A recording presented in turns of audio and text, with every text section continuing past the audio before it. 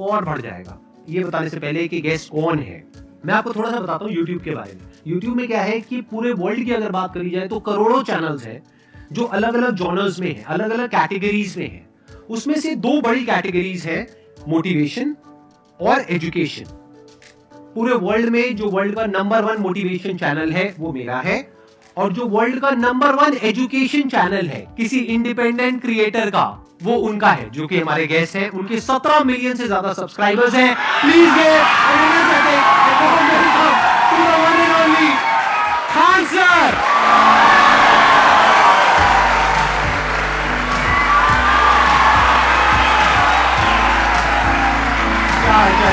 कैसे हैं आप?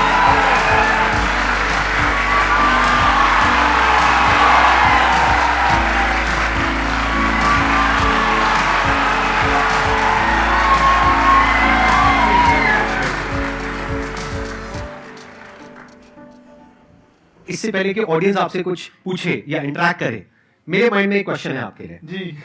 जो बच्चे हैं वो आपके इतने दीवाने क्यों हैं, इतने पागल क्यों हैं आपके पीछे? मतलब मेरे कमेंट सेक्शन में भरा पड़ा था, खान सर कब आएंगे, खान सर कब आएंगे। मतलब ऐसा क्या जादू कर दिया आपने बच्चों के ऊपर?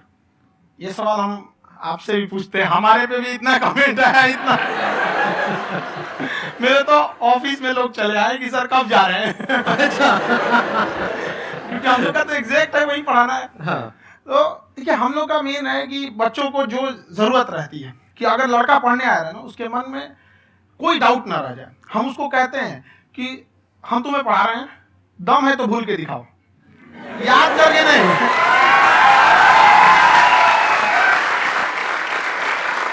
बस आप जिस प्राइस पॉइंट पे पढ़ा रहे हैं, आई थिंक वो सबसे कम है, वो बहुत ही कम है। सर ये जो फीस का कल्चर है, ये हमारा इंडियन कल्चर नहीं है। हमारा इंडियन कल्चर गुरु दक्षिणा है, उस हिसाब से वो सही है। ऑक्सीजन जैसे जिंदगी के लिए जरूरी है, वैसे एजुकेशन जरूरी है। कोई ये नहीं कह सकता है कि पैसे की वजह से वो खान सर के यहाँ से लौट गया। क्या बात है।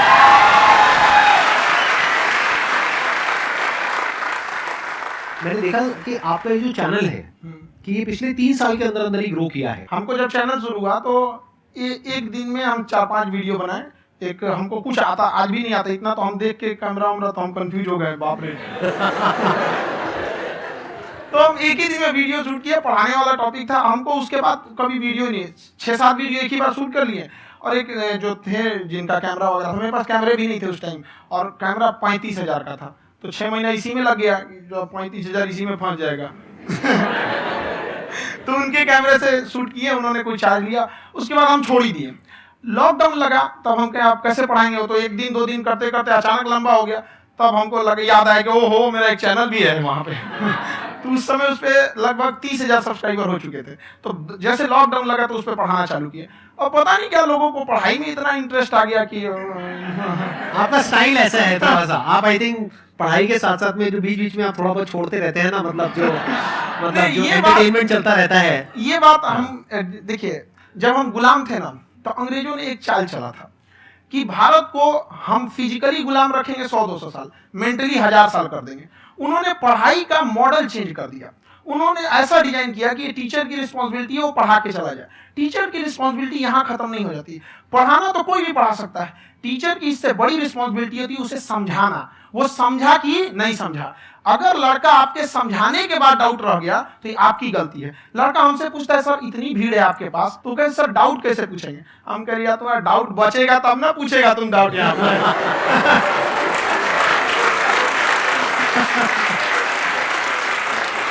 कॉन्फिडेंस नेक्स्ट लेवल है आंसर का, मानना पड़ेगा। और शायद यही वजह है इनकी जो ग्रोथ है उसका।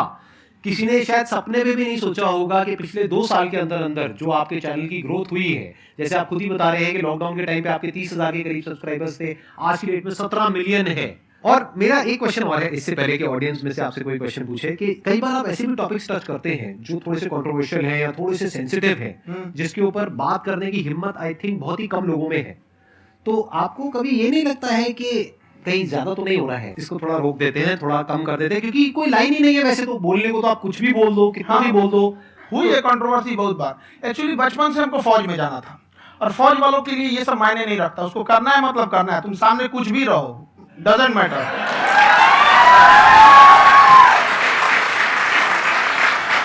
और मैंने YouTube पे देखा कुछ वीडियोस में कि आपका जो इंस्टीट्यूट है वहां पर आज से कुछ साल पहले कुछ बम गिरे थे। हाँ, कुछ गिरे थे, कुछ तो बहुत सॉलिड जगह गिरा था, फटा नहीं वो। मतलब आपके आसपास। हाँ, बम को भी पता है कि टीचर की इज्जत किया जाता है। क्या बात है, क्या बात है।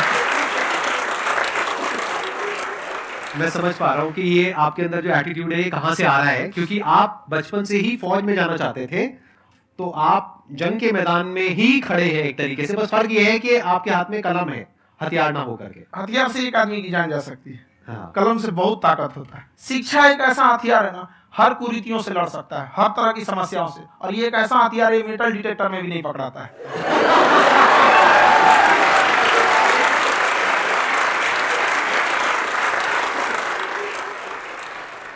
मेरा क्वेश्चन ये है कि अभी प्राइवेट ऑर्गेनाइजेशंस में पीटने का, पनिशमेंट का ये सिस्टम जो है खत्म हो गया है। हम आपके वीडियो में देखे हैं सर कि आप एक बड़ा सा रोल रखे रहते हैं, पुलिस वाला लाठी है वो। पुलिस वाला लाठी है, और स्टेज पे बुला के बच्चों को उसी से धुनाई शुरू कर देते हैं मस्त एकदम से, है ना।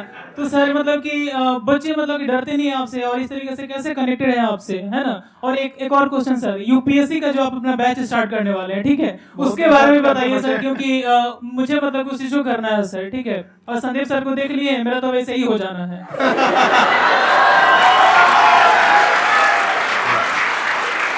क्या हो जाना है? मेरा पूरा कंप्लीट करो। I'll be an IAS officer next year because I have seen you, sir. My day is like complete, sir. All the best. Thank you so much, sir. Thank you. पूरा बोला करो। हाँ। Thank you. देखिए, लड़कों को जहां तक पीटने की बात है, जब पढ़ाने की बात आएगी तो उसको हम पूरे बेहतरीन ढंग से पढ़ाएंगे। लेकिन जब सजा देने की बात आएगी ना, तो वो भी बेहतरीन ढंग से होगा। ऐसा थोड़ी होगा कि बस एक ही चीज बेहतरीन ढंग से होगा। और डर का होना बहुत जरूरी है। ये डर भी अपने आप में एक मोटिवेशन है, क्योंकि जब आपके अंदर एक थोड़ा सा डर रहे ना, तो डर के भागिए मत। एक ऐसा डर जिसको आप लगे कि नहीं नहीं थोड़ा सा और करने की जरूरत है, फिर तो ये हम इसको क्रॉस कर जाएंगे आप। तो लड़कों के अंदर ये डर बनाना भी जरूरी रहता है। और रही बात यूपीएससी वाले की, जो आपने बोला, बहुत सारे लड़के वेट कर रहे हैं यूपीएससी की, क्योंकि 2-2.5 लाख फीस सारे लोग एफोर्ड नहीं कर सकते। और हमारा वही रहता है, हम तो ज्यादातर हमारे स्टूडेंट देखेंगे तो किसी के रिक्शा वाला, सब्जी वाला, यही लोग, इनको तो 2.5 लाख रुपए, इनके पास पूरी संपत्ति नहीं होती है, फीस कहाँ से भरेंगे वहां पे, उसके बाद रहेंगे कहाँ से। तो ऑल ओवर इंडिया से, कश्मीर से कन्याकुमारी तक, गरीब से गरीब भी लड़का उसको पढ़ सकता है। यही कुछ 1000 रुपये मंथली, 12-14 हजार साल का पड़ेगा, खत्म हो जाएगा इतना में।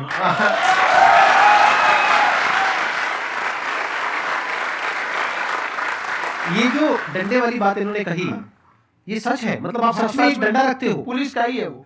और मारते हो? हाँ, कि मतलब अगर कोई लड़की छेड़ता है या ऐसा कोई भी उल्टा नहीं, पुल्टा काम पढ़ाई करता लिखाई है, कुछ भी गलती करेंगे तो पिटाएंगे वो यहाँ पे, कैमरे पे, ऑन कैमरा, जैसा भी रहे, कुछ भी पिटाना तो उनको फिक्स है।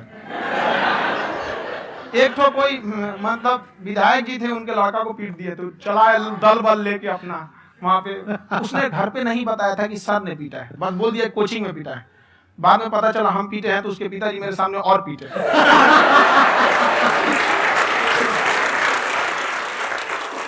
सर आपका सबसे बड़ा डर क्या है, आप दोनों का? फौजी को डरे नहीं लगता है, बाकी अफसर से पूछिए। आज के सेशन से पहले कोई डर नहीं था, लेकिन अब मुझे इनकी डंडे वाली कहानियां सुन करके डर लग रहा है कि कहीं मैंने गलती से कुछ बोल दिया और इन्होंने कहीं पीछे कुछ रखा हुआ है, और यही आ करके अगर इन्होंने मेरी पिटाई कर दी तो बहुत बुरा हो जाएगा। तो इसलिए हमको थोड़ा डर लग रहा है।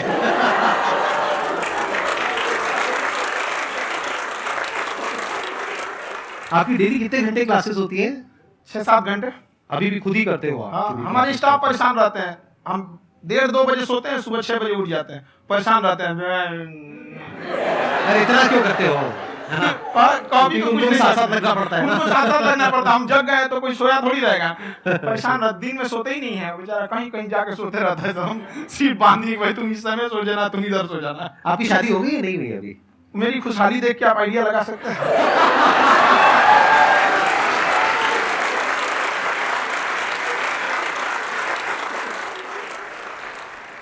First of all I would like to say sir thank you so much to you and to your team कि आपने मुझे यहाँ आने का मौका दिया। एंड सर अब तक मैंने आपको सिर्फ फ़ोन या लैपटॉप में ही देखा है दोनों को, आज फर्स्ट टाइम लाइव देख रही हूँ तो बहुत अच्छा लग रहा है। तो मेरा क्वेश्चन ये है सर आपसे, जब हम लाइफ में कोई डिसीज़न लेते हैं कि हमें ये पर्टिकुलर चीज़ करनी है, और क्योंकि हम डिसीजन लेते हैं तो हमारी आदत है कि पहले हम 4 लोगों से पूछते हैं कि तू बता तेरी क्या राय है, तू बता तेरी क्या राय है। तो उनमें से अगर कोई हमें कह देता है कि ये बेकार डिसीजन है मत कर, तो हमारा माइंड कहीं ना कहीं डाइवर्ट होने लगता है और उसकी वजह से हम अपना डिसीजन चेंज कर देते हैं। तो मेरा क्वेश्चन ये है कि कैसे हम अपने डिसीजन पे स्टिक रहे, कैसे हम जो दूसरे के ओपिनियन है उनको अफेक्ट ना होने दें अपने ऊपर।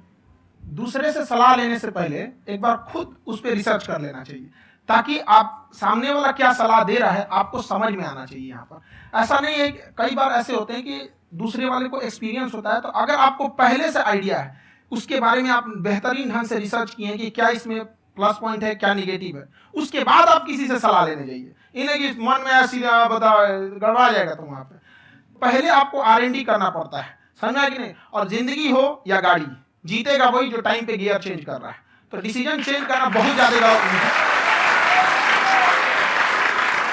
उन्होंने बहुत अच्छी बात कही है और मैं इसी बात में थोड़ा सा और ऐड ऑन करूंगा कि ये जो आपने कहा ना कि अपने डिसीजन पे स्टिक कैसे रहें, ये कोई अच्छी क्वालिटी नहीं है, क्योंकि टाइम टू टाइम आपको अपने डिसीजंस को चेंज करना होता है। जैसे आपने 4 लोगों से डिस्कस किया, कोई इंसान कुछ पॉजिटिव बोल रहा है, कोई नेगेटिव बोल रहा है, उससे फर्क नहीं पड़ना चाहिए। डिपेंड ये करता है कि वो जो बोल रहा है उसका बेसिस क्या है, क्या वो किसी नॉलेज या एक्सपीरियंस के बेस पे बोल रहा है या ऐसे ही कुछ भी बोल रहा है। ऐसे ही बोल रहा है तो फिर उसकी बात पे ध्यान क्यों दे रहे हो।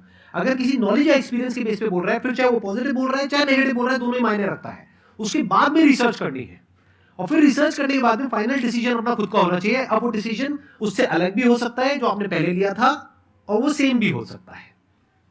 सर मेरा क्वेश्चन दोनों से है आपसे, how to deal procrastination and laziness. हमारा ब्रेन है ना, ये बहुत आलसी टाइप का, इसको आराम खोजना पसंद है। अब थोड़ा सा भी अब इसको आराम की ओर लेके चलेगा ना तो फिर उधर ही रहेगा। अब सोचेंगे 10 मिनट आराम कर लेते हैं ना, तो 10 मिनट 2 घंटा बना देगा। उसको टॉर्चर कीजिए, चल 10 मिनट बाद में, उसको आप उस पर हावी मत। वो कह रहा है कि हमको आराम चाहिए, आपको हाँ आराम मिलेगा, पहले काम फिर मिलेगा आराम। तो आप उसके हिसाब से मत चल। आपका मन कर रहा है थोड़ा सा देख लेते हैं, कोई नोटिफिकेशन आया, आप कोई काम कर रहे हैं, क्यों पहले काम कर लीजिए, बाद में देखिएगा ना नोटिफिकेशन। आप हावी मत होने दीजिए यहाँ पे। अगर आप 5 मिनट भी थोड़ा सा लूज पड़े ना, थोड़ा सा कमर सीधा कर लेते हैं, तो 2 घंटा बर्बाद कर दिया आपको। हावी मत होने दीजिएगा उसको अपने ऊपर। प्रोक्रेस्टिनेशन को तोड़ने का एक ही तरीका है, सबसे छोटे लेवल पे ले जाकर के उस गोल को तोड़ दो। यानी वो गोल बहुत बड़ा है, उसको ब्रेक डाउन करो, उसके सबसे पहले स्टेप पे आ जाओ कि उसको अचीव करने का सबसे पहला स्टेप क्या है। जैसे गाड़ी चलाना सीखना है, उसका सबसे पहला स्टेप क्या है। अगर घर में कोई नहीं है सिखाने वाला या सिखाने वाली, तो बाहर जा करके जो गाड़ी का ड्राइविंग स्कूल है उधर जा करके पैसे दे दो। अब फंस गए ना तो फंसा दो अपने आप को। दिमाग ये लगाओ कि अपने आप को कैसे फंसाया जाए। जब हम फंस जाते हैं ना तो फिर हमको वो काम करना ही पड़ता है। Then there is no looking back. जब तक आप सोच रहे हो तब तक सोच रहे हो, उसको बोलते हैं पैरालिसिस ऑफ एनालिसिस, कि आप सोचते चले जा रहे हो अपने माइंड में, मैं ये करूंगा वो करूंगा वो करूंगा वो करूंगा, और प्रोक्रेस्टिनेट हो रहा है, वो चीज टलती चली जा रही है। तो उसको छोटे से छोटे लेवल पे ब्रेक डाउन करके उसको कर दो, दैट इज नंबर 1। और जैसे ही करना शुरू करते हो, कोशिश करो कि उसको जब तक कि आप सही से नहीं कर लेते हो उसको छोड़ना नहीं है, तो आपकी लेजीनेस भी खत्म हो जाएगी। कई लोगों को तो हमने देखा है जो सप्ताह में कुछ भी नहीं करता, वो भी संडे को आराम कर रहा है।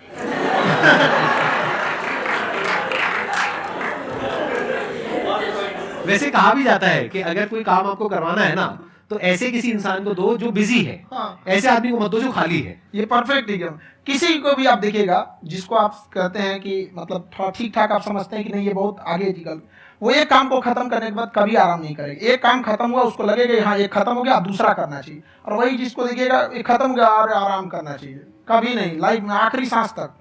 सर यहाँ पे सब हिंदी में पूछते हैं, इंग्लिश में पूछते हैं, मैं भोजपुरी में पूछूं? जौन भाषा ठीक लगे तो में पूछ दो।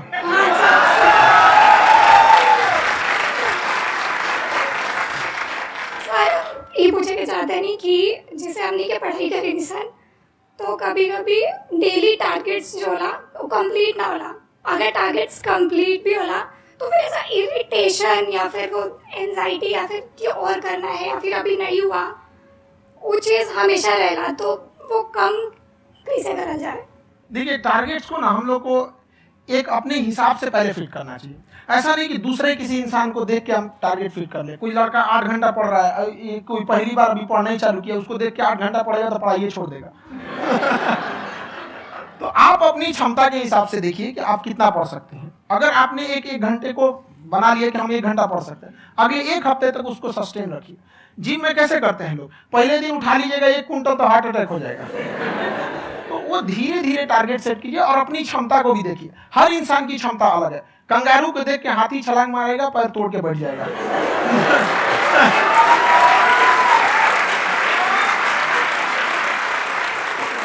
अब संदीप सर का मोटिवेशन देख के इसका मतलब क्या कि ट्रेन के आगे खड़ा हो जाएंगे, ढकेल देंगे तुमको। हालांकि ऐसा कर देते हैं, लेकिन ऐसा करिएगा लोग नहीं, क्षमता पता होना चाहिए।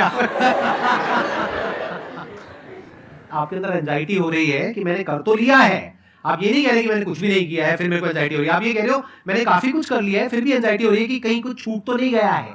तो बेसिकली आपको ये देखना है कि अगर आपके अंदर एंजाइटी हो रही है, that means you are a very good student, आप एक अच्छे स्टूडेंट हो। क्यों? क्योंकि बहुत सारे स्टूडेंट्स तो ऐसे हैं उनको पढ़ने के नाम से एंजाइटी होती है। तो आपको एंजाइटी हो रही है कि मैंने पढ़ लिया, दिन में मानो 8 घंटे का आपने टारगेट सेट किया और 6 घंटे पढ़ लिया, या मान लो 8 घंटे भी पढ़ लिया, फिर भी एंजाइटी हो रही है कि मैंने 10 घंटे नहीं पढ़ा। तो ये तो अच्छी क्वालिटी है ना, ये तो एक ब्रिलियंट स्टूडेंट की क्वालिटी है, क्योंकि एंजाइटी उसी को होती है जो केयर करता है, जिसको परवाह है, उसी की तो एंजाइटी होती है। जैसे माँ को अपने बच्चे की, जैसे एक माँ को अपने बच्चे के, जैसे एक माँ को अपने बच्चे को लेकर के एंजाइटी होती है। हंस लो मजाक उड़ा लो। कोई बात नहीं, एडिट कर देंगे इसको हम। हाँ।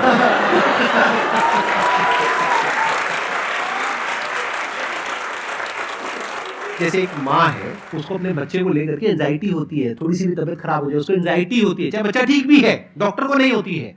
क्यों? क्योंकि माँ को उस बच्चे से प्यार है। तो दैट मीन्स कि आप अपनी पढ़ाई को लेकर के सीरियस हो, इस वजह से आपके अंदर एंजाइटी हो रही है, विच इज नॉर्मल। जहां पर प्यार मोहब्बत होती है वहां पर थोड़ी बहुत एंजाइटी तो होती ही है ना। समझ रहे हो ना मैं क्या कहना चाह रहा हूं? आप लोग समझ रहे हो ना मैं कहां जा रहा हूं? जब वो किसी और से बात करती है तो एंजाइटी होती है ना।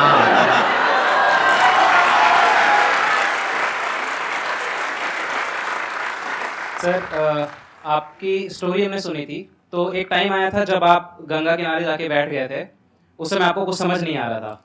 तो उस समय मतलब आपने ये डिसीजन कैसे लिया कि अब आगे नहीं, यहाँ से वापस जाना है? रास्ता ही नहीं था। घर जाने के लिए एटलीस्ट 90 रुपए चाहिए थे, जेब में 40 रुपए थे। कैसे घर जाते हैं? और हम गंगा के किनारे चुपचाप बैठे बैठे हम कहें कि बहुत टेंशन हो गया, अब घर जाना चाहिए। रूम पे तो किराए के रूम पे ही आदमी सारे लोग रहते हैं।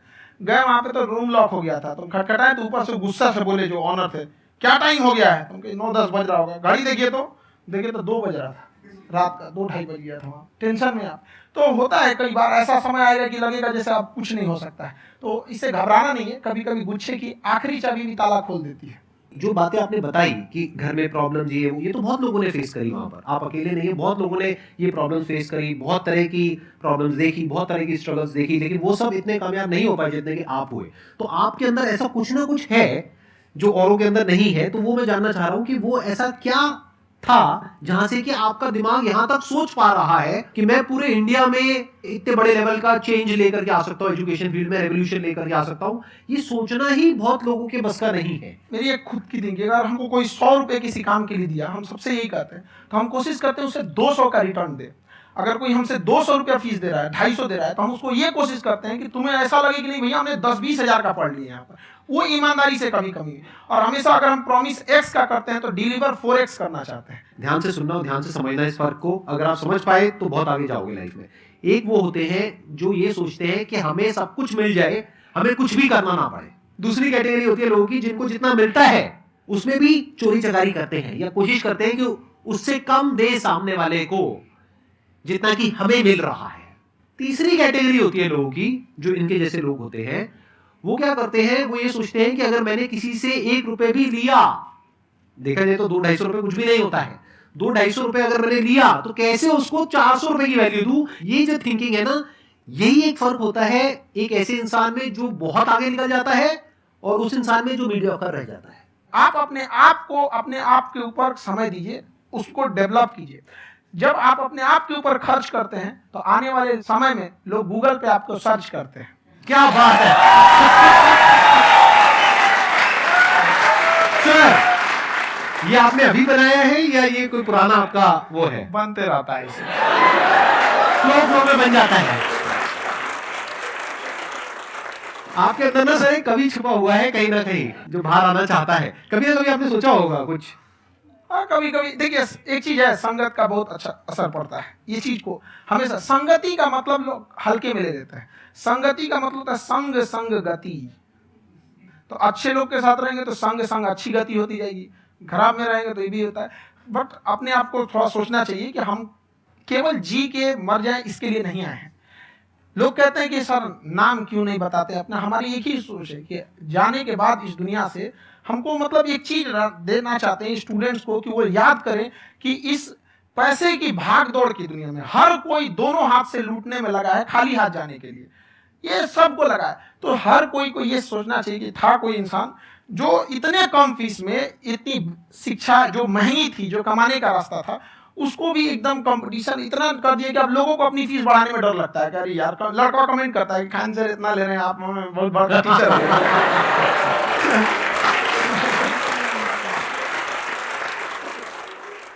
खान सर की क्लिप है, ये समय और समझदारी